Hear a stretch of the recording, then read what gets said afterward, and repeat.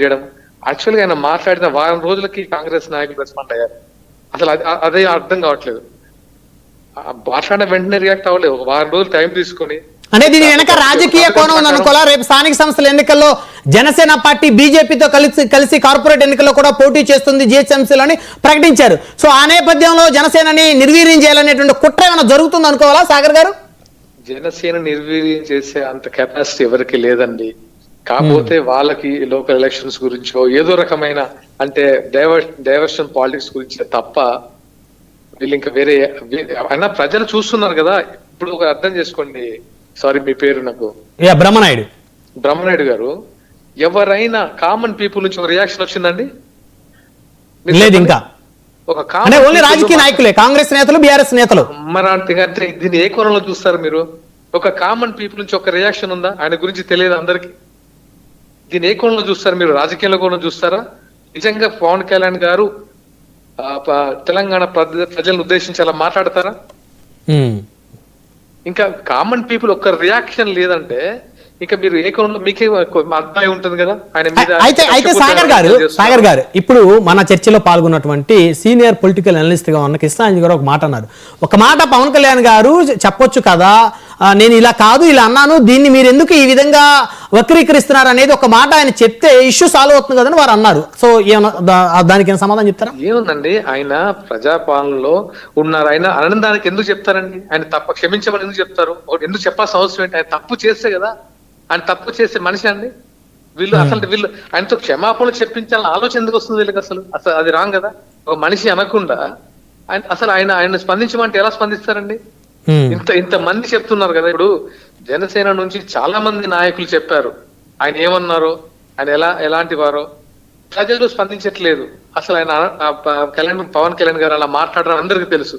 వీళ్ళేంటి అంటే వీళ్ళ ఫోర్స్ ఏంటి? ఒక్కొక్కలా మాట్లాడతారు. తరిమి కొడతారా? పవన్ కళ్యాణ్ గారిని తరిమి కొడితే దమ్ముందా వీళ్ళకి? మన బల్మూరి వెంకట్కి ఉందా? అంటే ఇక్కడ బీఆర్ఎస్ కాంగ్రెస్ వాళ్ళు చాలా స్ట్రాంగ్ గా పాతుకుపోయారు.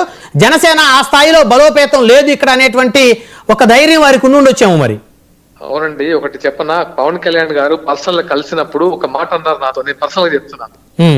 కొత్తగా ఏర్పడిన రాష్ట్రం వల్ల 10 years ఆయన ఎప్పుడు ఏం మాట్లాడలేదు. ఎందుకంటే రాష్ట్రం అభివృద్ధి చెందుతుంది కాబట్టి.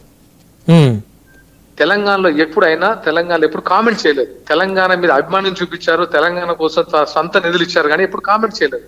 ఓకే, అలాంటిది ఆయన్ను పెట్టుకొని ఇంత దుష్ప్రచారం చేస్తున్నారంటే ఇంకేమనాలి? ఇప్పుడు తెలంగాణ జనసేన ఎప్పుడు తెలంగాణలో జనసేన లేదని వాళ్ళెందుకు అనుకుంటారండి? నిర్మాణాత్మకంగా దిశ జరుగుతుంది. ఒక స్టెప్ బై స్టెప్ ఒక పార్టీ ముందుకెళ్తుంది. ఇది స్వంతగా పెట్టిన పార్టీ. ఒక సామాన్యుడు స్వంతగా ఒక 15 సంవత్సరాలు యుద్ధం చేసి పార్టీ నిలబెట్టారు. ఎవరికైనా ఉందా? ఇప్పుడు వీళ్ళ దాంట్లో మాట్లాడిన వాళ్ళు ఎవరైనా నిలబెట్టారండి?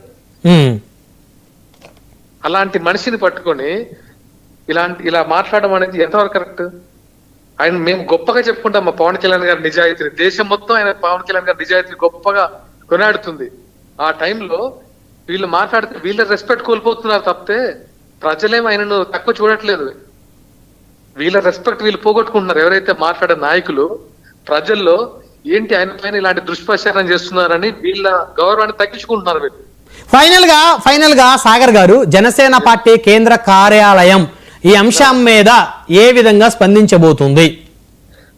ఒకటేనండి, ఇప్పుడు ఆల్రెడీ ఒక జనసేన కార్యాలయం నుంచి ఒక లెటర్, మాటలను వక్రీకరించొద్దు, ఆయన అన్న మాటలు అలా కాదు, రెండు రాష్ట్రాల ప్రజలు అన్నదమ్ములుగా సంతోషంగా ఎటువంటి భాష అంటే మీన్స్ ప్రాంతాభిమానంతో హ్యాపీగా ఉన్నారు.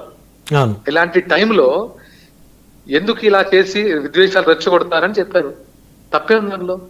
ఆయన మాట్లాడిన మాటలకి వీళ్ళు మాట్లాడుతున్న ఇప్పుడు కాంగ్రెస్ నాయకులు కానీ బీఆర్ఎస్ నాయకులు కానీ రెస్పాండ్ అవుతున్న దానికి ఏమాత్రమైన పొంతనుందా?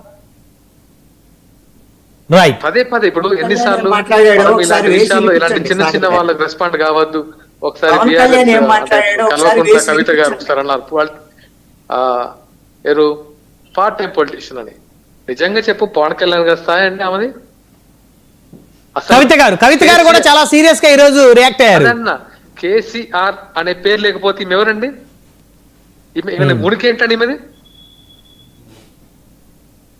తెలంగాణ ప్రజల ఆకాంక్ష నెరవేరింది తప్ప వీళ్ళు కాదు, బీఆర్ఎస్ కాదు. వాళ్ళు ఎన్నో సంవత్సరాల యుద్ధం తర్వాత తెలంగాణ కూడా కొట్లాడి తెచ్చుకున్న తెలంగాణ. అలా Okay, మాట్లాడేది. సో ఫైనల్ గా అయితే పవన్ కళ్యాణ్ గారు ఎలాంటి తప్పు మాట్లాడలేదు, దయచేసి వాక్యాలను వక్రీకరించొద్దు అని చెప్పేసి ఒక తెలంగాణ జనసేన నాయకులుగా మీరు చెప్పదలుచుకున్నారు. డెఫినెట్ గా అండి. ఇప్పుడు ప్రజలకు లేని ఇబ్బంది, ప్రజలు రియాక్ట్ అవ్వట్లేదు, ప్రజలు అలా అనుకోవట్లేదండి.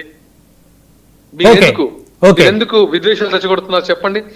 ప్రజల్లో పెట్టండి, పవన్ కళ్యాణ్ గారు ఇలా మాట్లాడారని ప్రజల్లోకి వెళ్ళండి. ఆయన జరిగిందా? ఎవరైనా మాట్లాడారా? ప్రజలైతే ఎక్కడ మాట్లాడలేదు, రాజకీయ నాయకులు ఇప్పటి వరకు మాట్లాడారు. రాజకీయ నాయకులకి ఏంటంటే ఎందుకు ఈ విద్వేషాలు రెచ్చగొట్టడం? ఎవరి స్వార్థ